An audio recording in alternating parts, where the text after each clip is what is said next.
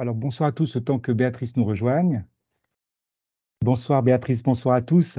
Donc nous accueillons aujourd'hui Béatrice Camérer, journaliste spécialisée en éducation et parentalité. Rien que ça, rédactrice entre autres de nombreux articles dans les magazines Sciences humaines ou encore la revue L'école des parents. Et par vos ouvrages, Béatrice, formations et conférences, vous êtes reconnue comme experte dans le domaine de l'éducation, de la parentalité et de la périnatalité. Vous avez publié en 2019 un ouvrage sur l'éducation positive en vous questionnant sur la définition que nous pourrions donner autour de ce concept. Mais qu'en est-il aujourd'hui de ce terme de éducation positive? L'éducation positive est-elle exempte de tout reproche? Est-elle la solution pour aboutir à cette sérénité à laquelle aspirent tant de parents? Alors avant de débuter cet échange, je rappelle les quelques règles de bon usage qui sont de bien laisser couper les micros et les caméras, avec bien entendu le chat qui reste ouvert pour poser les questions à notre invité. Alors Béatrice Caméra, bonjour, bonsoir tout d'abord et Bonjour. merci d'avoir répondu à notre invitation. Alors tout d'abord, quelle définition pourrions-nous donner à ce que l'on appelle l'éducation positive? Alors, déjà, merci pour l'invitation. Moi, je suis, ravie d'avoir l'occasion de venir parler, encore une fois de ce sujet qui m'est, voilà, vraiment, cher. Alors évidemment, voilà, donc la question, comment est-ce qu'on peut définir, l'éducation positive? Alors je pense que la première chose qui est importante, c'est un peu de lever un malentendu, parce que, la définition, en fait, qu'on donne de l'éducation positive en France est très différente, de celle qu'on peut, trouver, à l'étranger, notamment, dans les pays anglo-saxons et notamment aux USA. Parce que, en fait, par exemple, quand on va aux USA, ce qu'on va trouver derrière le terme éducation positive, parentalité positive, c'est plutôt soit ce qui dérive des travaux de Jan Nelson, donc c'est une psychologue dans les années 80 qui a développé la discipline positive. On l'entend beaucoup parce que c'est assez populaire en France, à l'école notamment. Donc c'est une méthode un peu pour remplacer les punitions par plus de responsabilisation de l'enfant, soit plutôt ce qui vient du courant de la psychologie positive. On aura sans doute l'occasion d'y revenir. Ça, c'est plutôt un courant psychologique, essayer de chercher des méthodes pour être heureux, voilà, dans la vie et épanoui. Donc, c'est pas tout à fait en fait ce qu'en France on appelle l'éducation positive.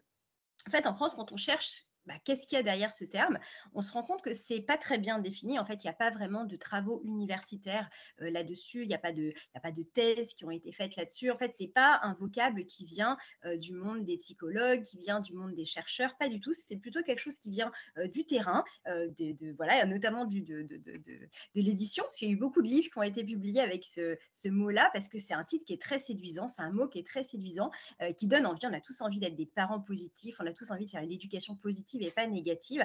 Et donc, on n'a pas vraiment voilà, de définition claire. C'est plutôt une sorte de bannière derrière laquelle se sont rassemblés tout un tas de personnes un peu différentes qui aspiraient à autre chose dans l'éducation, qui essayaient de contester un peu effectivement l'éducation un peu autoritaire d'autrefois, qui essayaient de réinventer autre chose. Mais et voilà, c'est pas un concept vraiment théorique très précis en France, en tout cas dans la manière dont c'est voilà, utilisé encore aujourd'hui.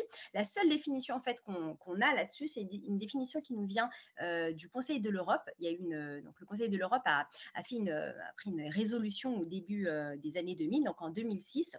En fait, ils essayaient de dresser un peu de poser les bases de ce que devrait être la parentalité du 21e siècle. Ils se sont dit, voilà, s'il fallait un petit peu définir à quoi on voudrait, à quoi on aspire en fait pour la parentalité du 21e siècle, à quoi ça ressemblerait. Et donc, ils ont pris ce mot de parentalité positive, pas éducation, vraiment parentalité positive. Et alors, je vais vous lire la définition un petit peu précise qu'ils ont donnée. Ils disent que la parentalité positive, en fait, ça se réfère à un comportement parental fondé sur l'intérêt supérieur de l'enfant qui vise à l'élever et à le responsabiliser, qui est non violent, qui lui fournit reconnaissance et assistance en établissant un ensemble de repères favorisant son plein développement.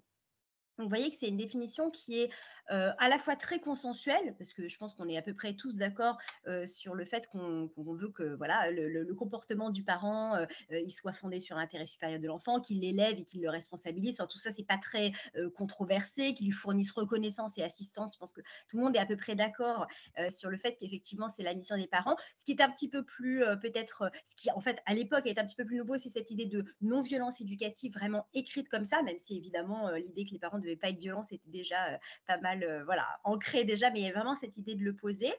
Donc c'est une définition qui est à la fois relativement consensuel et en même temps complètement idéalisé. Parce que dire que ce qu'on veut viser, c'est le plein développement de l'enfant et qu'on doit se donner les moyens d'atteindre ce plein développement, c'est quand même enfin voilà, ça formule un idéal. C'est dire, voilà, on se met la barre super haut parce que à quel moment on sait si on a vraiment atteint le plein développement? Est-ce qu'on n'aurait pas pu le développer encore plus ou trouver des stratégies éducatives pour aller encore plus loin? Donc, c'est quand même une parentalité idéalisée avec un très haut standard. Mais voilà, en tout cas, on est très loin de toutes les méthodes, de toutes les techniques, de tout ce qu'on nous vend dans ces livres. Ça reste une définition extrêmement large.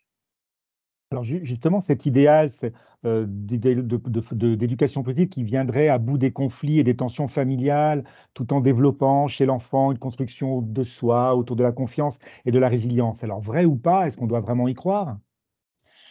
Est-ce qu'on a vraiment y croire? Ah ça, c'est une très, très grande question. Je pense qu'on va peut-être essayer d'y répondre tout au long de cette heure parce qu'évidemment, là, vous posez un peu la question de l'efficacité, hein, d'une certaine manière. Alors l'efficacité en éducation, c'est toujours très compliqué parce qu'il faut qu'on puisse comparer, comme on dit, toutes choses égales par ailleurs. Donc il faudrait qu'on puisse prendre, des enfants, qui ont été vraiment élevés selon des principes dont d'ailleurs on n'est pas vraiment tous d'accord là-dessus puisque comme je viens de vous dire, il n'y a pas vraiment de définition consensuelle et qu'on puisse les comparer avec des enfants qui n'ont pas du tout été élevés avec ces principes-là. Donc, c'est pas forcément évident de parler en termes d'efficacité. Puis encore, faudrait-il s'entendre sur les buts. Qu'est-ce qu'on veut pour cette éducation? Il y a des personnes qui estiment que l'éducation, elle est réussie si les enfants sont sages et obéissants. Il y a des personnes qui considèrent que bah, c'est pas ça l'objectif de l'éducation, qu'il faut plutôt qu'ils soient autonomes, qu'ils puissent devenir qui ils sont, qu'ils puissent s'affirmer. Donc, voilà, en fait, dès qu'on pose la question de l'efficacité, on a un petit peu derrière cette question de est-ce qu'on s'entend sur les buts et puis est-ce qu'on a les moyens de les évaluer parce que, comme je vous dis, en éducation, c'est pas si simple que ça. Alors, ce qui est tout à fait juste dans ce que vous avez dit, c'est que effectivement, il y a une énorme production éditoriale qui est basée sur des espèces comment dire, de promesses euh, autour de l'éducation positive. Donc, il y a cette idée que si on applique bien l'éducation positive, on va avoir moins de cris, moins de conflits, plus de sérénité à la maison.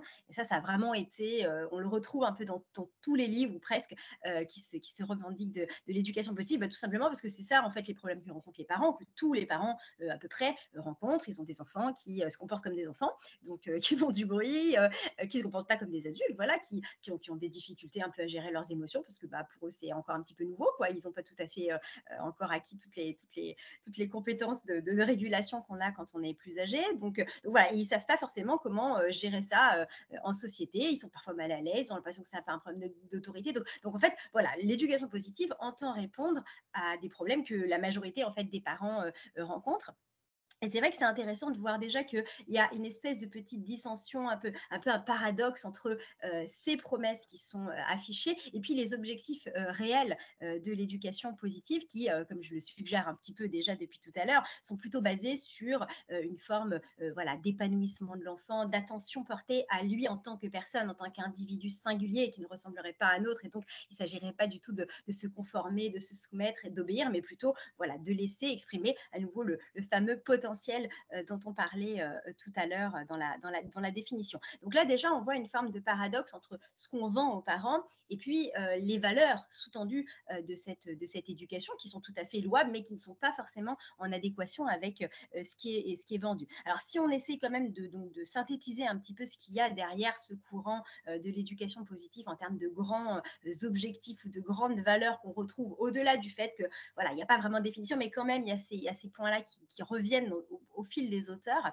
Donc, on peut effectivement mettre en avant le principe de la non-violence éducative, donc cette idée qu'on va aller s'interroger sur la manière dont on agit auprès de l'enfant pour se demander est-ce que c'est violent, est-ce que c'est pas violent, est-ce que cette violence est légitime et pas légitime, et on va essayer d'aller petit à petit vers une suppression de tout ce qui n'est pas légitime en fait. Donc, on va essayer d'éviter les punitions, on va essayer d'éviter les récompenses, on va essayer d'éviter de faire appel à des formes de coercition, en fait, d'imposer un peu cette domination lorsque ce n'est pas nécessaire.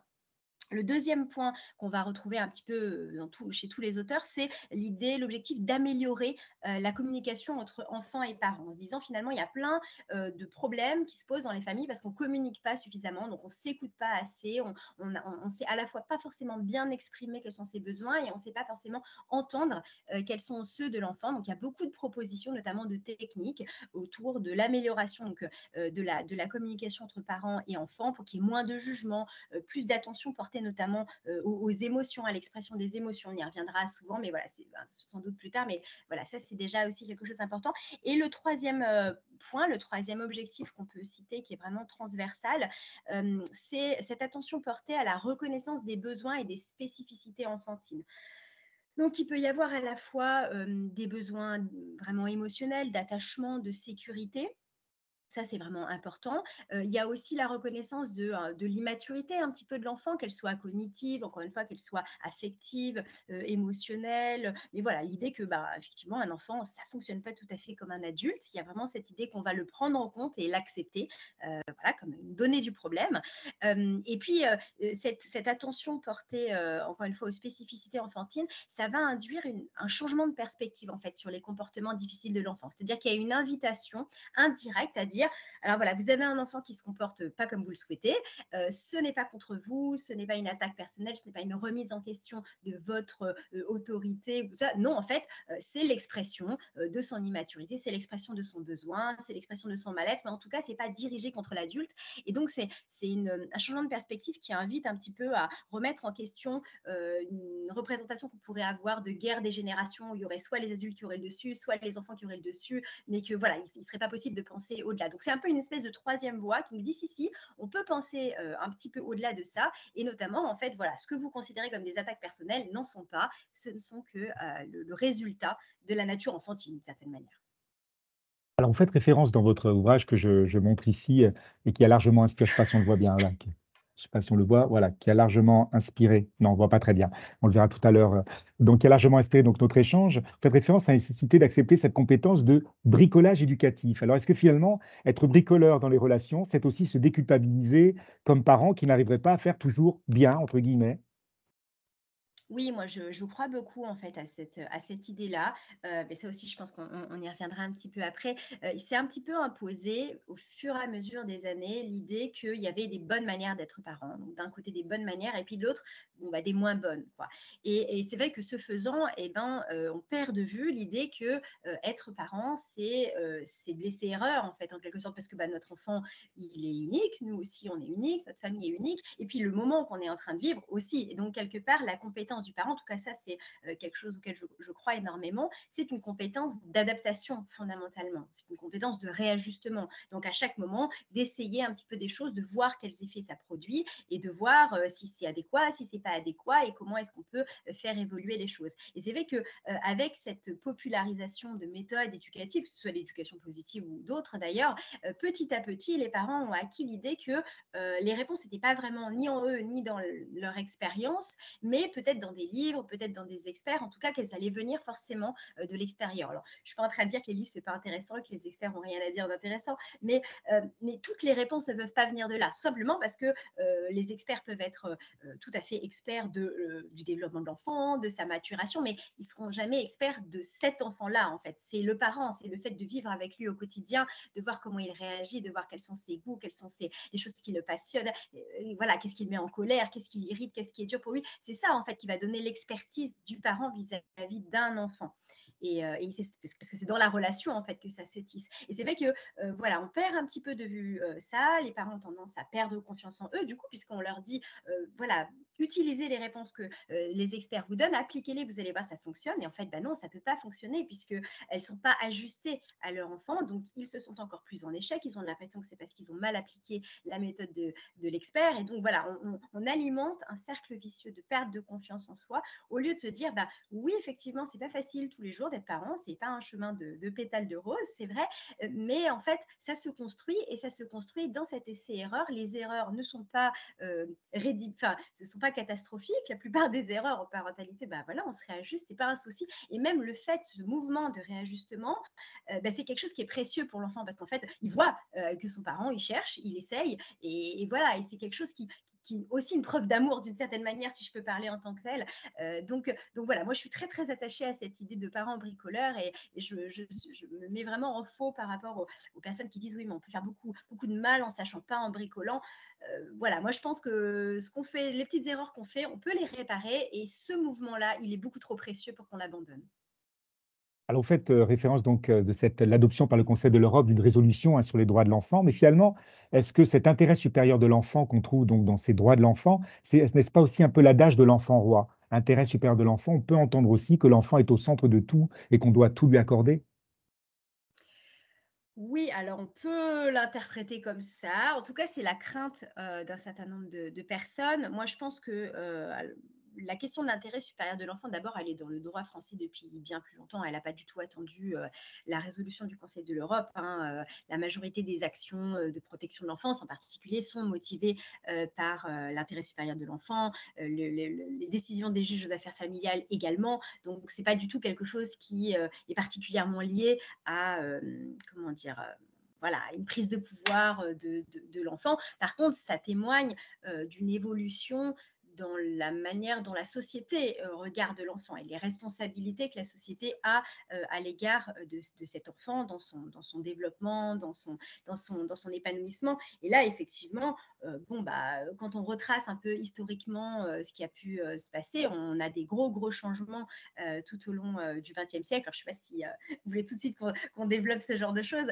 mais voilà, on a effectivement voilà, tout au long du XXe siècle, ça a déjà commencé un petit peu avant, l'idée que l'enfant est précieux et que donc c'est la responsabilité de la société que de veiller à ses droits, de veiller à son épanouissement, de veiller à ce que les parents aussi soient, voilà, aient un comportement adéquat, soient compétents pour lui, en tout cas lui donnent le meilleur, soit un environnement émancipateur pour lui. Et donc c'est surtout ça en fait que le mot euh, intérêt supérieur de l'enfant qualifie. Après, voilà, la peur de voir les enfants devenir rois, elle n'a pas attendu l'éducation positive, hein, au début des années 2000, parce qu'on ne parlait pas encore d'éducation positive. Je sais plus. Le boom, c'est plutôt les années 2010. Donc, au début des années 2000, on ne parlait pas encore d'éducation positive.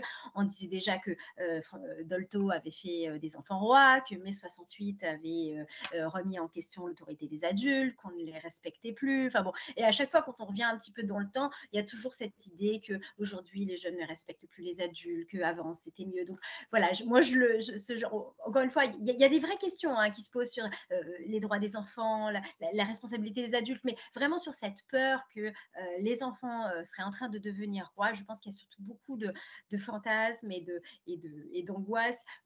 Du style c'était mieux avant, qu'on retrouve inlassablement, parce qu'en fait, sur le plan objectif, on n'a pas grand-chose à se mettre sous la dent. Les enfants restent quand même voilà, extrêmement tributaires des adultes, c'est normal, ils sont dans une position où ils sont très très dépendants, et il y a quand même beaucoup de choses voilà, sur lesquelles on ne leur demande pas particulièrement leur avis. Enfin, il reste encore beaucoup de choses à faire, en fait, ne serait-ce que pour que les droits des enfants tels qu'ils ont été écrits dans la Convention internationale des droits de l'enfant soient respectés. Donc voilà, c'est toujours quelque chose un petit peu amusant de se dire « Ah mon Dieu, les enfants vont devenir rois », quand on voit encore tout ce qui n'est pas fait ou tout ce qui peine à être fait. On se dit qu'on voilà, on peut voir le verre des deux côtés. Alors, vous évoquez aussi les théories de l'attachement et de ces théories de l'attachement, est-ce que c'est de là que l'éducation positive va notamment proposer de consoler rapidement un enfant qui pleure, plutôt que de le laisser apprendre seul à se calmer? Mais finalement, comment doit-on agir face à cet enfant qui pleure? Qu'est-ce que vous conseillez? Alors moi, je ne donne pas beaucoup de conseils en général, parce que ce n'est pas tout à fait mon métier de donner des conseils. En tout cas, oui, on peut se dire que les théories de l'attachement ont inspiré d'une certaine manière l'éducation positive. En tout cas, elles font partie de ces appuis idéologiques. Si on essaie de faire un peu la généalogie de l'éducation positive, se demander un peu d'où ça vient, quelles ont été les inspirations, ben, ça en fait partie. Alors, on en a d'autres, hein. On a aussi l'inspiration un peu des psychologues américains, d'inspiration, enfin, héritier de Carl Rogers, on pourra en reparler aussi si ça vous intéresse. Donc, tout ce qui est lié à la communication et à la manière dont on va améliorer la communication, ça c'est vraiment typiquement issu de ça. Mais il y a aussi cette question des théories de l'attachement. Alors, c'est quoi ces théories de l'attachement? C'est un ensemble de découvertes, on peut le dire comme ça, qui sont intervenues à peu près au milieu du XXe siècle. En fait, c'est simplement la prise de conscience que le bébé, les comportements du bébé sont faits, sont programmés d'une certaine manière pour s'attacher des adultes, en tout cas des personnes qui sont plus capables que lui de subvenir à ses besoins.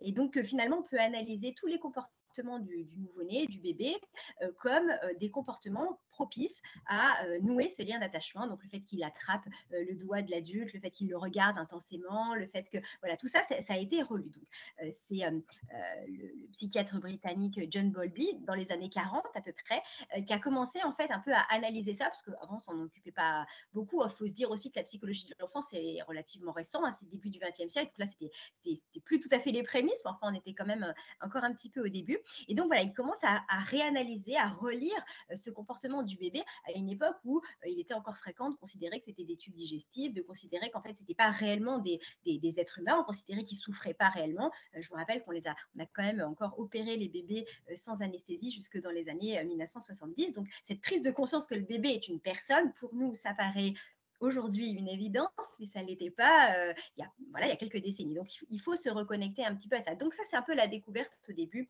de John Bowlby.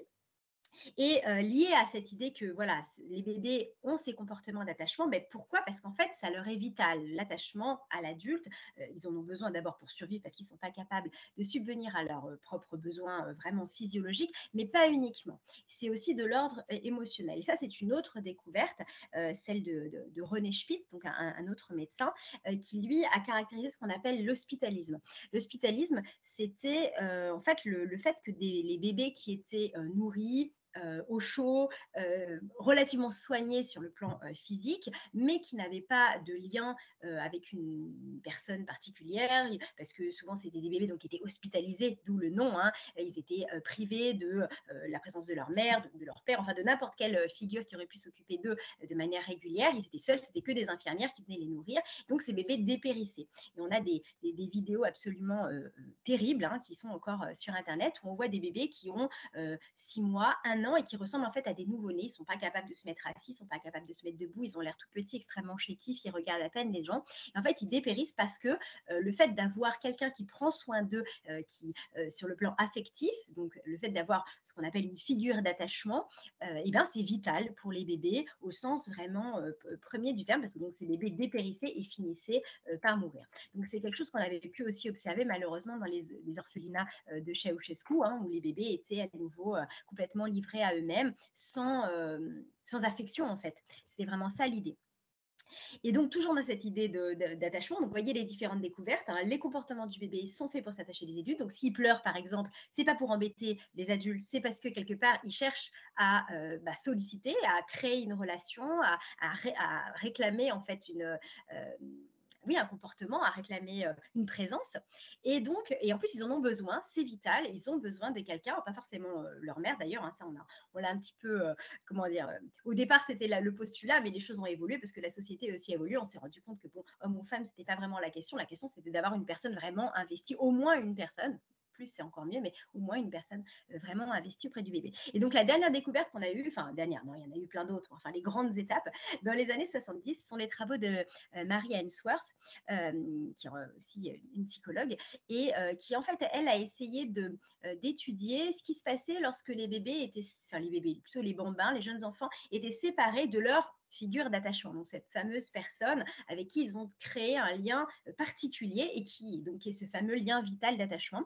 Et donc, comment ça se passait lorsqu'ils en étaient séparés, lorsqu'ils la retrouvaient, etc. Et donc, elle a construit une espèce de situation, ce qu'elle appelait la situation étrange, en fait, un protocole de laboratoire où le parent et son enfant vient au laboratoire et donc il y a un petit temps où il discute dans la pièce avec l'opérateur et puis le parent sort pendant un moment, il revient, voilà, il ressort, il revient. Enfin bon, il y a une série un peu codifiée de petites séparations, de petites retrouvailles. Il ne s'agit évidemment pas de torturer les enfants, mais voilà, de petites séparations, de petites retrouvailles avec ou sans la présence des opérateurs et qui permettent d'observer en fait les comportements de l'enfant. Alors évidemment, quand le parent s'en va, ben, l'enfant manifeste en général qu'il n'est pas très content. Et puis, quand le parent revient, en général, l'enfant manifeste que ça va mieux, qu'il est soulagé. Enfin bon, il y a tout un tas de comportements. Et en observant le comportement des enfants, elle a réussi, enfin, elle a essayé d'identifier des sortes de modèles d'attachement. Donc, il y a le modèle, entre guillemets, sécure, donc qui est le modèle majoritaire, c'est celui que je vous ai décrit tout à l'heure. L'enfant proteste quand le parent s'éloigne, il se calme au bout d'un certain temps et il manifeste sa joie lorsque le parent revient. Et puis, il y a d'autres modèles qui sont voilà, un petit peu différents, où l'enfant reste très inquiet, ou au contraire, il ne manifeste rien. On considère que c'est un comportement un peu plus insécure. Et alors, ce qu'il faut retenir de ça, c'est pas qu'il y a des enfants qui vont bien et qui vont moins bien, hein, c'est pas vraiment ça. Enfin, en tout cas, ça a été on pourrait en reparler, mais bon, c'est pas aussi déterministe que ça. Mais c'est surtout qu'en fait, les enfants qui sont sécures, en fait, c'est des enfants qui vont pouvoir aller explorer. Et en gros, la grande conclusion qu'on peut tirer du travail de Marianne Swartz, c'est que pour pouvoir explorer, pour pouvoir apprendre, pour pouvoir aller vers la nouveauté, il faut avoir cette base de sécurité. Et donc ça venait contredire tout un tas de principes éducatifs qui avaient tendance à dire aux enfants, il faut qu'il soit autonome, lâche-le, laisse-le pleurer ou pousse-le à aller voilà, peut-être voilà, en collectivité alors qu'il n'est pas forcément prêt, ou pousse-le à s'en séparer, il faut absolument que tu t'en sépares, enfin ce genre de choses, parce que ça va l'aider à être autonome. Et en fait, c'est un petit peu l'inverse qu'ils ont découvert, c'est parce que l'enfant est sécure, parce qu'il se sent bien, il va pouvoir de lui-même en fait se détacher. Et donc voilà, ça a nourri évidemment l'éducation positive parce que ça nous dit quoi? Ça nous dit le bébé ne cherche pas à ennuyer son parent, ses pleurs ne sont pas là pour voilà, dominer son parent et le rendre esclave de tout ça, c'est juste ses besoins de base. Et en respectant, en satisfaisant d'une certaine manière ses besoins de base, et ben, vous allez lui donner la base de sécurité nécessaire pour que il puisse aller vers l'autonomie. Donc, vous n'allez pas du tout en faire une espèce de gros bébé à vie, mais au contraire, vous allez lui donner les clés pour grandir. Voilà, j'étais un petit peu longue, mais c'est vrai que voilà, c'était nécessaire de le replacer. Alors très intéressant aussi, c'est, ce terme de parentalité qui finalement est assez récent et on s'aperçoit que finalement l'enfant avait finalement une fonction, de main-d'œuvre pendant longtemps dans la famille. Il rapportait de l'argent dans la famille et le rôle du parent était finalement, de le nourrir et de le protéger et puis, finalement est apparue cette volonté ensuite de l'éduquer. Est-ce que c'est de là qu'est née finalement la parentalité? Oui, alors l'éduquer, ça faisait quand même un moment que les gens se posaient la question d'éduquer les enfants. On a des traités d'éducation qui remontent à avant évidemment, le XXe siècle notamment, enfin voilà, ça fait vraiment longtemps, même chez les philosophes, qu'on se pose la question de savoir comment on éduque, un enfant. Qu'est-ce qui est utile? Qu'est-ce qu'il faut faire? Qu'est-ce que c'est qu'être un éducateur? Avoir une posture d'éducateur, voilà, c'est quoi? En quoi ça consiste? Donc voilà, c'est pas complètement une invention contemporaine non plus, mais c'est vrai qu'on a vu apparaître ce mot parentalité au XXe siècle. Alors d'abord sous la plume de psychanalystes vers le milieu du XXe siècle qui ont commencé à essayer de décrire derrière ce mot le processus psychique en fait qui se passe dans la tête d'un adulte quand il devient parent. Et puis dans les années 80, le mot s'est vraiment complètement démocratisé et pour désigner en fait la mission du parent. Parce que et c'est là que c'est intéressant, c'est qu'en fait avant ça on n'avait que le mot parenté. Donc parenté, ça décrit que le statut. Voilà, j'ai un enfant, je suis son parent, mon statut c'est d'être parent. Le lien qui nous unit, c'est la parenté. La parentalité, c'est vraiment la mission du parent, c'est l'action d'être parent en fait d'une certaine manière. C'est le travail du parent, si on peut parler dans ces termes, même si on n'aime pas trop le mot travail, mais voilà, en tout cas, c'est l'action d'être parent. Donc ça, c'est intéressant. Et effectivement, avant la deuxième partie du XXe siècle, on ne se posait pas trop la question, parce qu'en fait, il s'est passé énormément de choses au XXe siècle dans notre transformation du regard sur l'enfant. C'est très difficile de le résumer vraiment en quelques points, mais bon, voilà, si on devait garder quelques grands points, il y a l'idée quand même qu'avant le XXe siècle, on faisait plus d'enfants, on en perdait beaucoup plus. Hein. Pour mémoire, quand même, la mortalité infantile, c'était un enfant sur trois au moment à peu près de la Révolution française, donc c'est quand même énorme, un enfant sur 3, notamment, voilà, ce qui a fait chuter la courbe de la mortalité infantile, c'est la vaccination contre la variole et ensuite les antibiotiques au début du XXe siècle. Donc, début du 19e, vaccination contre la variole, début du XXe siècle, les antibiotiques. Mais jusque-là, en fait, la mortalité infantile, c'était plus que fréquent. Enfin, voilà, c'était presque une norme d'une certaine manière.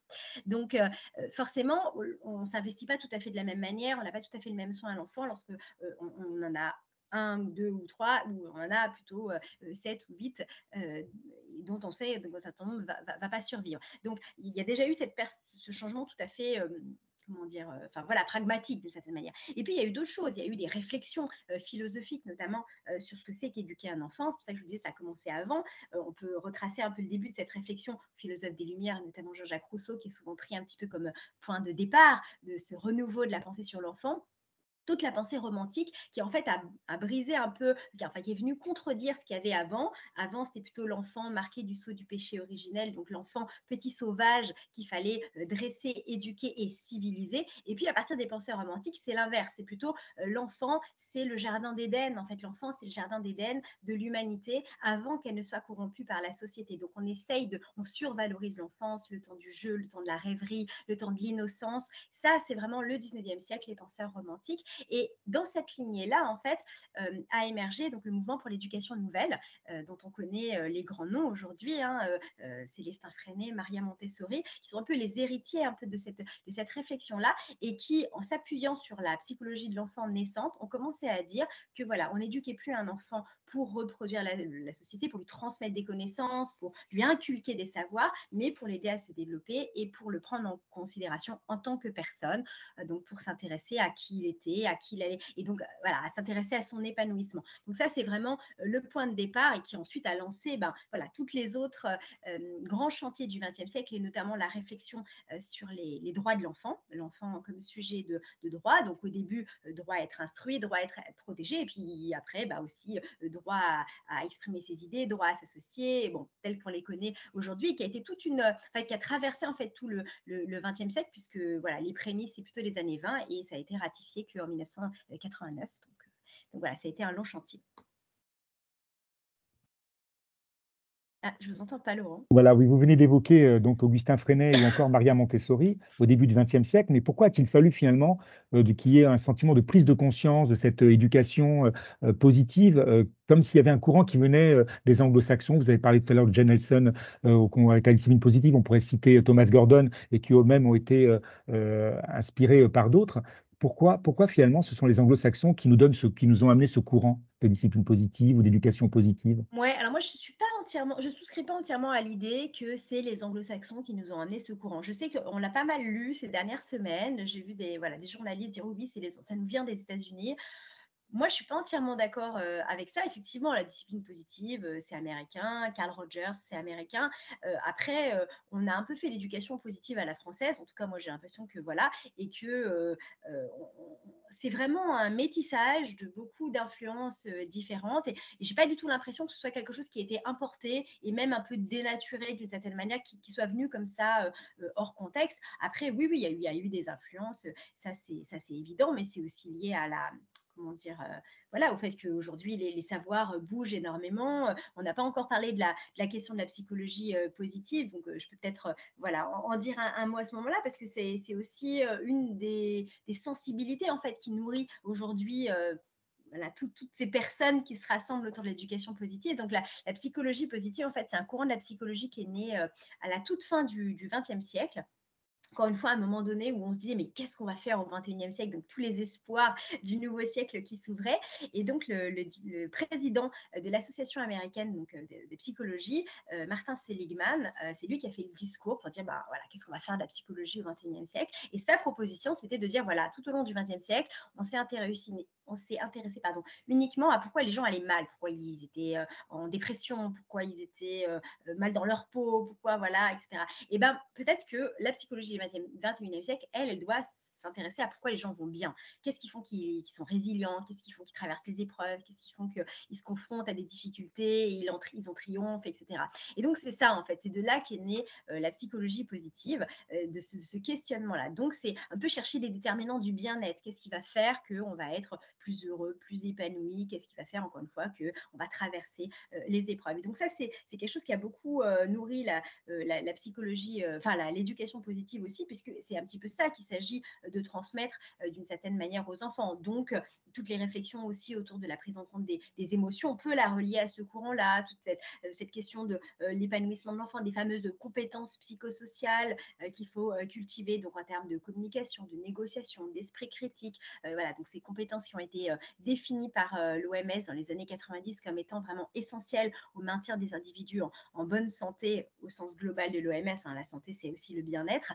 Bon, bah voilà, ça nous vient aussi de ça et ça nourrit les éducateurs en disant, bah voilà, c'est peut-être aussi ça ma mission que d'aider non seulement mon enfant à se sentir bien aujourd'hui, mais aussi à cultiver les compétences qui demain lui permettront, même face à l'adversité, ben, de se maintenir dans un état acceptable, enfin voilà, de garder une forme d'équilibre. Et en tous les cas, donc, cette éducation vraiment positive que vous proposez dans votre ouvrage, c'est aussi le refus de voir cette éducation positive comme un dogme, quelque part. C'est Oui, bien ça? oui, oui. Ça a été vraiment le point de départ en fait de ma réflexion, parce que, voilà, moi j'étais, comment dire?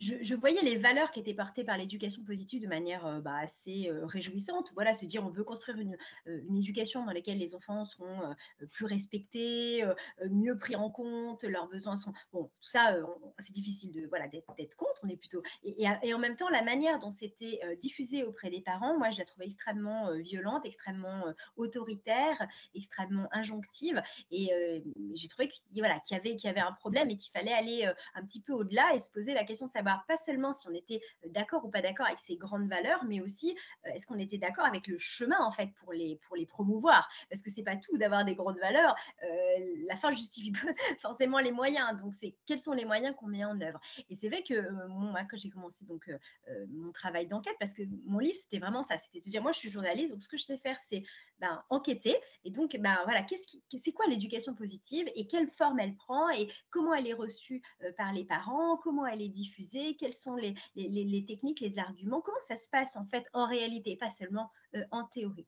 Et donc c'est vrai que j'ai été vraiment frappée dans les livres que je pouvais lire, donc qui se revendiquaient de l'éducation positive, de trouver énormément donc, de recettes miracles, de méthodes miracles, de conseils catégoriques sur dites ci, mais pas dites ça, il faut formuler comme ci et pas comme ça, si vous ne le faites pas, oh là là, ça va être la catastrophe. Donc voilà, plein de tutoriels extrêmement régler des méthodes en 3 points. Alors ça rassure énormément les parents, hein. Les parents sont très demandeurs de ce genre de choses, il ne faut pas se leurrer. Mais en même temps, voilà, on voyait poindre quelque chose de très stérile parce qu'évidemment, prendre un tutoriel, essayer de l'appliquer chez soi, on pouvait aboutir, encore une fois, comme j'ai dit tout à l'heure, qu'à une forme d'autodépréciation parce que bah, voilà, élever un enfant, c'est pas comme déboucher un évier, c'est un petit peu plus compliqué. On ne peut pas juste suivre les étapes qu'on nous a données les unes à la suite des autres. Et puis, j'ai aussi découvert en fait qu'il y avait vraiment un peu des gourous, quoi, des figures de proue de l'éducation positive qui, parce qu'elles avaient une forme, voilà, étaient un petit peu reconnues, pouvaient à peu près dire tout et n'importe quoi et personne n'osait remettre en question, dire oui, oui, bien sûr, oh là là, elle a raison, même quand les choses étaient extrêmement anxiogènes, n'étaient pas forcément très bien fondées sur le plan scientifique, parce qu'il y avait quand même, j'ai aussi découvert un certain nombre d'extrapolations, voilà, difficilement justifiables des résultats scientifiques. Donc, voilà, moi, tout ça, ça m'a mis beaucoup la puce à l'oreille. Et puis, quelques années avant d'écrire mon livre, j'avais écrit un article pour Slate dans lequel je commençais un petit peu à poser ces critiques-là en disant quand même, c'est un petit peu problématique que cet idéal si parfait auquel voilà, on a envie d'aller ait autant de zones d'ombre qui sont, voilà, qui sont problématiques. Si vraiment on veut cet idéal, peut-être qu'il faut régler aussi ces zones d'ombre. Et en fait, je m'étais reçu énormément de commentaires très négatifs. On m'a dit, mais comment tu peux critiquer l'éducation positive? Tu ne te rends pas compte? il y a 3 enfants qui meurent chaque jour sous les coups de leurs parents et toi, tu vas critiquer ce courant qui cherche justement à les protéger. Et donc, voilà, donc il y avait une espèce, en fait, je me suis rendu compte que c'était impossible parce qu'il y avait voilà, ces idéaux que je ne conteste absolument pas et avec lesquels je suis entièrement d'accord, voilà, qui étaient là. Et ben, on n'avait pas le droit de critiquer l'éducation positive. Critiquer l'éducation positive, ça équivalait quasiment à dire c'est bon, allez-y, vous pouvez frapper vos enfants. Alors, moi, j'étais extrêmement choquée parce qu'évidemment, ça n'a jamais été. Enfin, voilà, je suis absolument opposée à toute forme de maltraitance, bien évidemment. Mais donc, voilà, donc je me suis dit, si on n'a pas le droit de le critiquer, si on ne peut pas, et si en plus, voilà, il y a des conseils très injonctifs et des figures de proue qui ressemblent un peu à des gourous, oui, je pense qu'on a quand même pas mal d'éléments pour dire qu'on est face à un dogme et qu'il faut le déconstruire justement pour garder ses valeurs et peut-être mettre un petit peu au petit coin le reste. Alors, vous rappelez dans votre ouvrage que c'est, au début, c'est dans le on va dire dans le premier tiers du 19e siècle que la loi Guizot impose aux communes d'ouvrir une école de garçons pour 500 habitants et finalement ce n'est que 17 ans plus tard qu'on pouvait ouvrir une école, enfin, il était obligatoire pour chaque commune d'ouvrir une école pour les filles pour 800 habitants.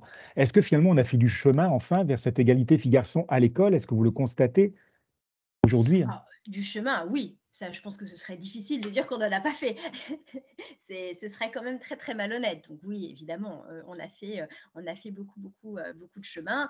Après, il en reste, c'est toujours pareil.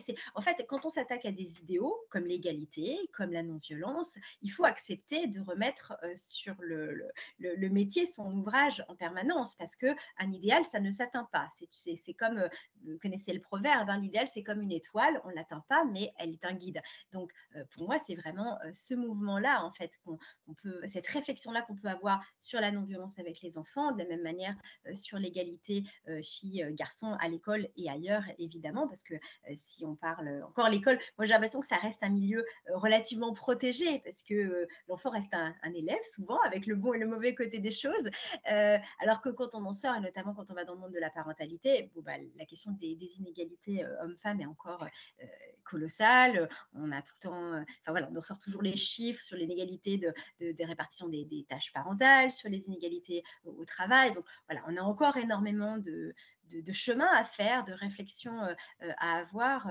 Et bon, voilà. Mais moi, je le vois comme quelque chose d'itératif dans lequel on ne peut pas se dire on est arrivé. Ça n'aurait pas de sens. Voilà, l'égalité, ça se construit, ça se reconstruit, ça se reconfigure et ça se re-questionne en permanence.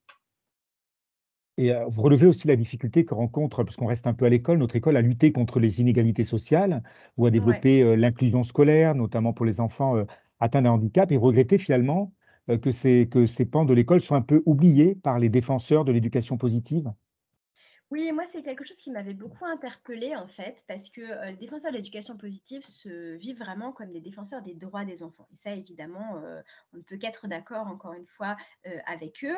Et ils investissent énormément la question des violences éducatives ordinaires. C'est vraiment leur cheval de bataille. Donc, les violences éducatives ordinaires, c'est pas les maltraitants, c'est pas le fait de violenter un enfant, c'est le fait de faire l'usage de la force avec l'idée que ça va lui apprendre quelque chose, en fait, que ça a une vertu éducative. Donc, c'est quand même un petit peu différent de la question des maltraitances. Et donc, ça, c'est vraiment leur cheval de bataille, encore une fois, à raison. Donc, ils se battent contre les punitions, contre les châtiments corporels, mais aussi des formes de dénigrement, d'insultes, de menaces qui peuvent aussi intervenir dans le contexte et dans un contexte éducatif ou avec l'idée que ce sera bénéfique sur le plan éducatif à l'enfant. Donc ça, vraiment, c'est quelque chose qui cherche à déconstruire aussi bien à l'école, mais aussi à la maison, en tout cas dans tous les milieux éducatifs. On pourra reparler éventuellement de où est-ce qu'on en est là-dessus à l'école. Mais voilà, ça, c'est vraiment leur cheval de bataille. Mais c'est vrai que, par exemple, ils ne s'interrogent pas du tout sur, bah, d'abord, les enfants qui sont maltraités. Ça, déjà, c'est un petit peu plus lointain, même s'ils considèrent qu'il y a un continuum, en tout cas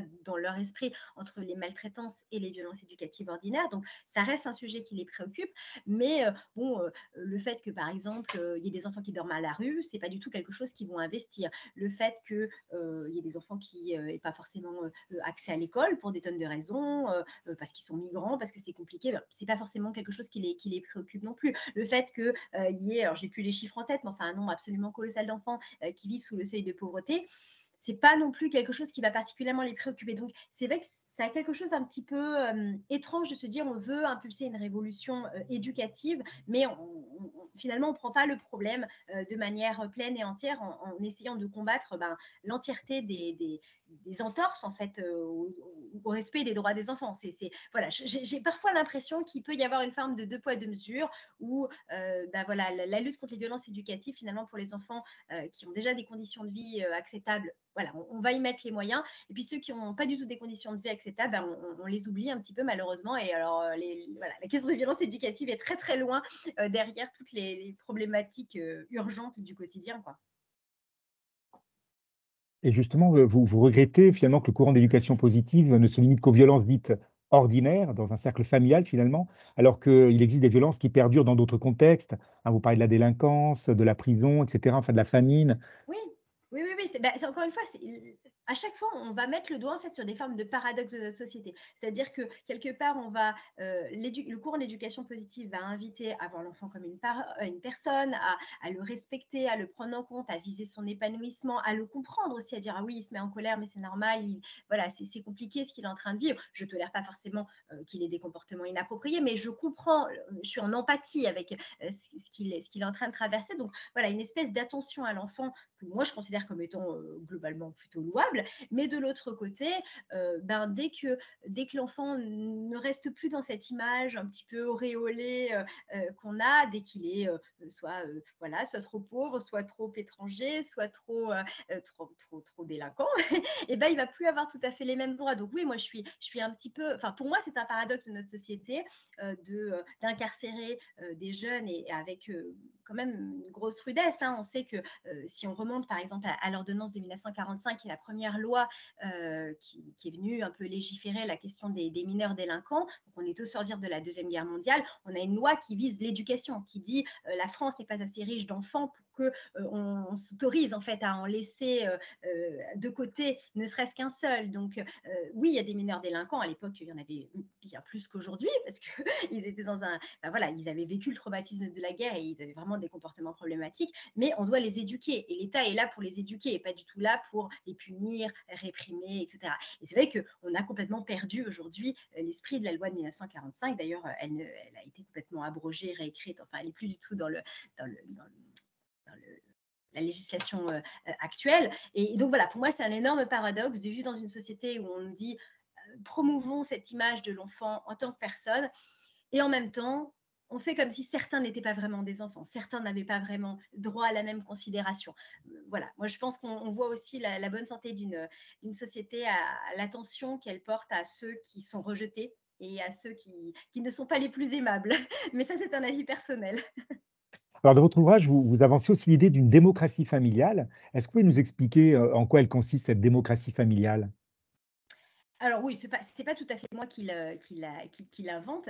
Le modèle de la démocratie familiale, en fait, c'est une manière de décrire les changements qui sont intervenus dans les relations, au sein des relations parents-enfants, toujours dans la deuxième moitié du XXe siècle. C'est-à-dire qu'on l'a beaucoup dit, hein, on l'a rappelé un peu aussi au début de ce webinaire, qu'on avait tendance à décrire les choses soit comme les parents ont le pouvoir ou bien les enfants ont le pouvoir. Donc, tous dans les représentations, l'idée, c'est souvent que voilà, il y aurait une éducation plus ancienne où les parents dominaient et les enfants étaient voilà, complètement soumis, ce qui n'est pas une représentation fausse. Hein, quand on pense à la toute-puissance paternelle du 19e siècle, bah, c'était quand même un petit peu le cas. En tout cas, la loi allait vraiment dans ce sens-là. Et on serait arrivé à une idée où aujourd'hui, l'enfant serait roi et donc le parent, l'adulte serait complètement dominé. Alors, il y a plein de choses qui font que c'est compliqué d'être parent aujourd'hui, hein, il n'y a pas de souci là-dessus, mais cette représentation, elle n'est pas tout à fait juste, parce qu'en fait, on décrit mieux les choses en parlant de famille démocratique. C'est-à-dire qu'on n'est pas passé de la domination du parent à la domination de l'enfant, mais d'une domination du parent à un modèle de famille où simplement, effectivement, l'enfant a son mot à dire d'une certaine manière. Et donc oui, ça vient grignoter un peu sur le pouvoir du parent, mais il s'agit pas de dire que l'enfant a pris le pouvoir. Il y a donc celui qui a vraiment décrit ce modèle de la famille démocratique, c'est le sociologue François de Singly. Et lui, ce qu'il dit, c'est qu'en fait, au XXe siècle, donc au courant du XXe siècle, l'enfant a acquis un statut ambivalent. Il est à la fois grand et petit. C'est-à-dire qu'il est petit dans le sens où on reconnaît toujours qu'il a besoin d'être protégé, qu'il n'a pas les mêmes possibilités qu'un adulte, il n'est pas aussi mature qu'un adulte. Donc il y a toujours cette idée de protection et donc il est petit à ce titre-là. Et en même temps, il est grand, en droit notamment, puisqu'on lui reconnaît des droits. Il est considéré comme une personne. Et cette tension entre le fait qu'il y a une asymétrie qui est totalement irréductible, parce qu'un enfant sera toujours un enfant et l'adulte sera toujours celui, enfin, voilà, l'enfant sera toujours dépendant et l'adulte aura toujours la charge de l'enfant. Donc ça, c'est irréductible. Et en même temps, on veut le considérer comme une personne, c'est-à-dire qu'on fait cet effort de se demander comment on va pouvoir lui permettre de participer, notamment, par exemple, aux décisions qui le concernent. On va essayer de l'associer, on va essayer de l'aider à formuler des choix lorsque c'est possible, évidemment. Et voilà, c'est une tension qui, à nouveau, est complexe et fait la complexité de la posture parentale, voilà, qui est la nôtre aujourd'hui, mais qui est intéressante aussi parce qu'elle nous permet de réfléchir, encore une fois, au rôle de l'adulte, à la légitimité de son pouvoir et à ce que c'est qu'être un enfant et à comment on fait grandir, en fait, parce qu'on est vraiment dans une perspective d'éducation émancipatrice, puisque l'idée, c'est de plus en plus de laisser la possibilité à l'enfant de prendre un peu sa place. Et ce modèle de famille démocratique, il est souvent donc critiqué un peu de manière, comment dire, fallacieuse, pas fallacieuse, mais un peu de mauvaise foi, avec les arguments que je vous ai donnés tout à l'heure, les enfants sont rois, c'est fini, les adultes, c'est horrible. Donc ça, c'est un peu le mauvais argument parce qu'on peut le déconstruire assez facilement. Par contre, il y a des bons arguments pour mettre en doute un peu cette famille démocratique. C'est ce que je viens d'un peu d'esquisser. C'est cette idée de se dire, mais jusqu'où l'enfant peut choisir et à partir de quand, par exemple, ça peut être une autre forme de violence que de lui donner la responsabilité du choix. Donc, par exemple, demander à un enfant de 3 ans de choisir, je ne sais pas, l'école dans laquelle il veut aller, bon, c'est juste complètement illusoire. Donc, le faire, ça n'est pas possible. Donc, cette démocratie familiale a évidemment des limites et il faut en être conscient si on veut pouvoir en faire quelque chose de vraiment émancipateur pour l'enfant. Alors, en plus de cette littérature justement sur la parentalité, on voit aussi maintenant arriver une littérature assez abondante autour des émotions qui sont invitées à être nommées, reconnues chez l'enfant, comme chez l'adulte d'ailleurs. Alors, est-ce qu'en plus de devenir un éducateur, le parent doit-il être aussi un thérapeute pour son enfant? Ah, ça, c'est une vraie question que moi, je me suis posée dans ce livre, parce qu'effectivement, il y a une vraie prise en compte de ce développement émotionnel de l'enfant qui a été très, très nié, hein, y compris à l'école. C'est très récent. On avait tendance à dire que l'école ne pouvait pas être le lieu des émotions, que vraiment, il fallait les laisser en dehors de l'école. Donc ça, on peut dire quand même qu'il y a une forme de progrès, parce que aujourd'hui, on reconnaît les étapes du développement émotionnel de l'enfant, on reconnaît l'importance que ça peut avoir, on reconnaît que les tout petits enfants ne sont pas du tout incompétents, mais qu'effectivement, il y a des briques qui se mettent un petit peu en place au fur et à mesure et que le fait de savoir un peu identifier et parler de ses émotions, ça fait partie donc des fameuses compétences psychosociales pointées par l'OMS comme quelque chose d'intéressant. Donc ça, on peut se dire quand même que c'est des connaissances qui sont intéressantes et qui sont plutôt des ressources. Après, la question, c'est de savoir voilà, quel est le rôle du parent là-dedans. Et bon, j'ai pas de réponse définitive. L'éducation positive promeut beaucoup le fait que les parents aident les enfants à acquérir le vocabulaire des émotions, à nommer leurs émotions, à verbaliser leurs émotions. Mais dans le même temps, et moi je pense que c'est surtout ça qui m'interpelle, on a l'impression que tout cela ne vaut pas pour le parent. C'est-à-dire que le parent doit être dans cette éducation émotionnelle à l'enfant. Et ça, à la rigueur, j'ai envie de dire, pourquoi pas. On a peut-être besoin d'être un peu outillé, on a peut-être besoin de chercher un petit peu nos marques, mais bon, pourquoi pas. Mais dans le même temps, le parent, lui, doit être dans le contrôle émotionnel parfait. Il y a beaucoup, l'éducation positive, alors pas tout le monde, hein, mais un certain nombre a tendance à véhiculer l'idée que voilà, le parent, lui, par exemple, sa colère, il ne doit pas l'exprimer, il doit la garder, limite sa tristesse non plus. Enfin, il doit y avoir une espèce de contrôle émotionnel extrêmement fort chez le parent. Et c'est ça qui m'a un peu amené à me poser la question de savoir est-ce qu'on attendait d'un parent d'être un thérapeute? Parce que c'est pas tout à fait pareil de dire je participe au développement émotionnel de mon enfant, pourquoi pas en lui donnant un peu de débit, et en fait, moi, je suis un thérapeute, donc je dois pouvoir recevoir tout à la manière d'un psy, donc sans en prendre pour moi, en restant toujours calme, en reformulant, etc. Et ça, je trouve que c'est vraiment en attendre trop des parents, parce qu'en fait, le psy, d'abord, il est formé, Et puis, il y a un moment donné, la séance commence et puis la séance se termine. Donc, ce contrôle émotionnel, on ne lui demande pas 24 heures sur 24 non plus. Et heureusement, parce qu'en fait, personne ne pourrait juste le supporter. Et tout se passe comme si c'était ça qu'on attendait des parents. Donc, à nouveau, on retrouve cette idée que l'éducation positive a plein de bonnes idées, mais ses attentes à l'égard des parents, elles sont en fait inhumaines, elles sont démesurées. Parce que non, c'est pas possible d'être dans ce type de contrôle émotionnel. Donc voilà, moi j'ai tendance à regarder plutôt positivement ces nouvelles découvertes sur les émotions des enfants et pourquoi pas une évolution du rôle parental, mais par contre de mettre vraiment en garde à savoir si la bienveillance doit être pour tout le monde. Et cette possibilité d'exprimer ses émotions et ce nouveau discours où on est calme avec les émotions et où c'est OK de dire ce qu'on ressent, les parents aussi doivent pouvoir en profiter. Et j'ai envie de dire les parents, pas que les parents, les enseignants. Ben voilà, il y a vraiment une espèce de chaîne de bienveillance qui doit se mettre en place si vraiment on a envie d'aller dans le sens des idéaux de l'éducation positive. Il faut s'en donner les moyens et on ne peut pas laisser de côté ceux qui s'occupent des enfants. Alors, est-ce que finalement, on voit que, je ne sais pas si on a des études sur quels sont le type de parents qui achètent et qui vont vers cette littérature d'éducation positive. En tout cas, on peut voir que dans les ateliers de parentalité, on voit surtout des femmes. Mais dites-moi, est-ce que l'éducation positive n'est-elle pas un peu encore sexiste? Bah, l'éducation tout court, j'ai envie de vous dire, est encore un petit peu sexiste. Oui, bien sûr, ça c'est voilà. En fait, effectivement, quand on va dans une conférence, un atelier d'éducation positive, il y a à peu près 98% de femmes. À peu près. Des fois, on tombe à 95 quand on a beaucoup de chance, mais c'est difficile d'aller en dessous.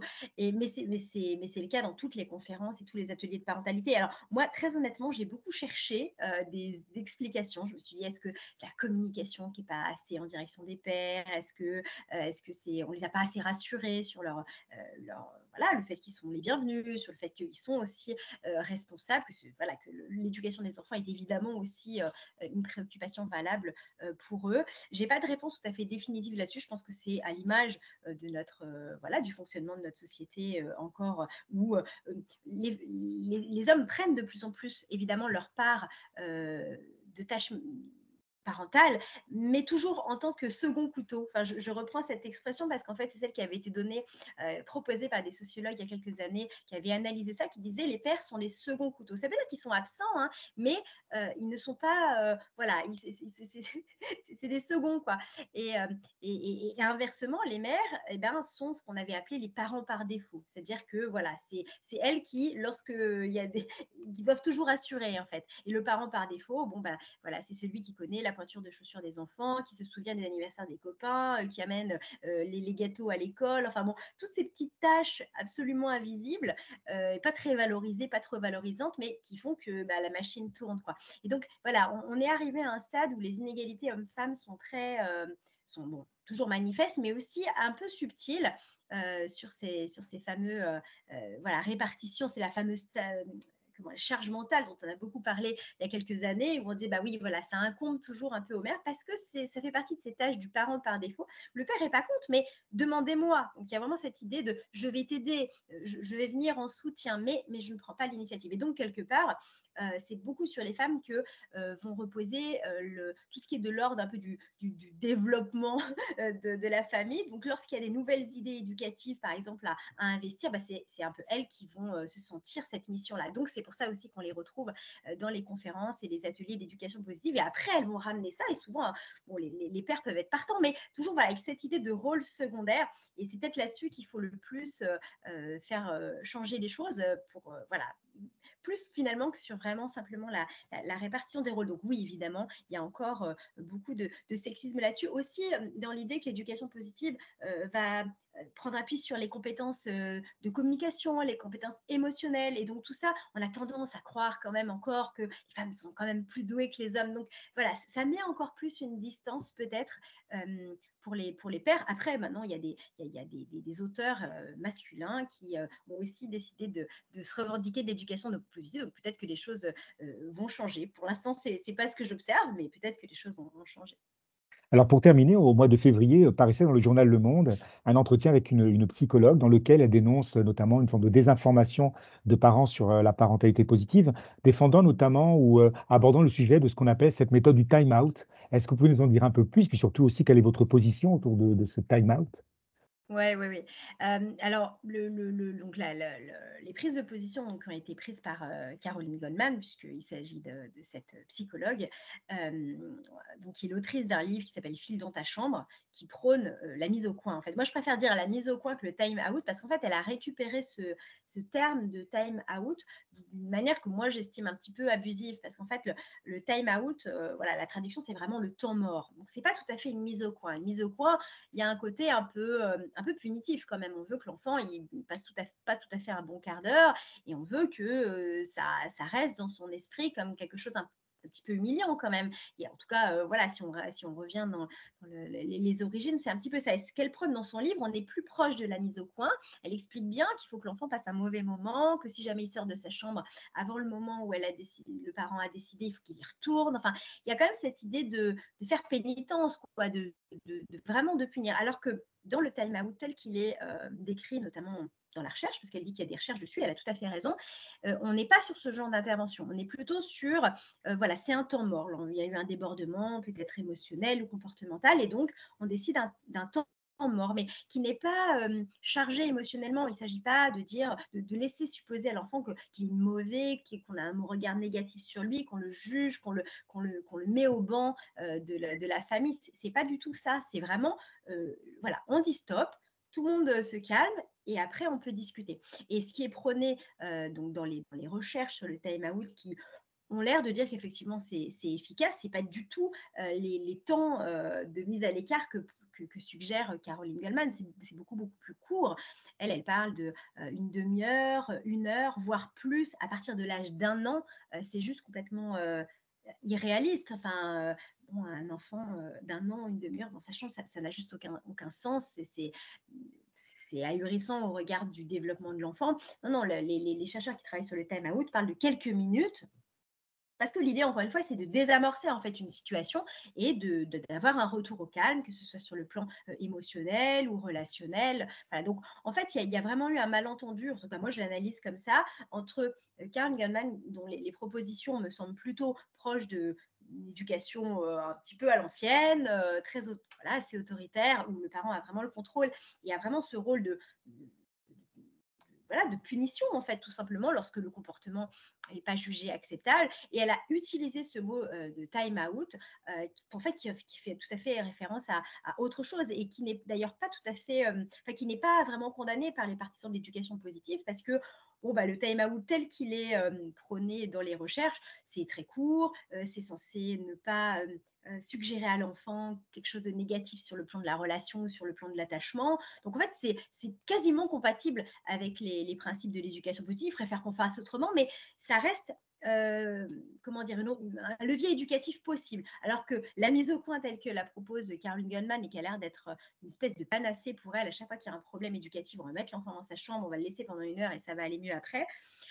Bon, ça ne renvoie à rien sur le plan de la recherche et ça renvoie surtout à une éducation assez passéiste. Donc voilà, moi je trouve que les critiques finalement qu'elle formule à l'éducation positive ne sont pas forcément fondées sur des bons arguments, alors qu'on peut clairement on peut en adresser, et en même temps ce qu'elle amène est un petit peu fallacieux. Donc voilà, moi j'ai une position assez distante avec ça.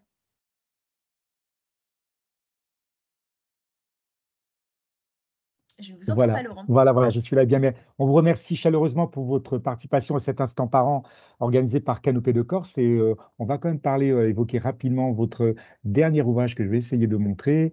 Où est-il? Où est-il? Voilà, il peut être là, je pense qu'on va le voir.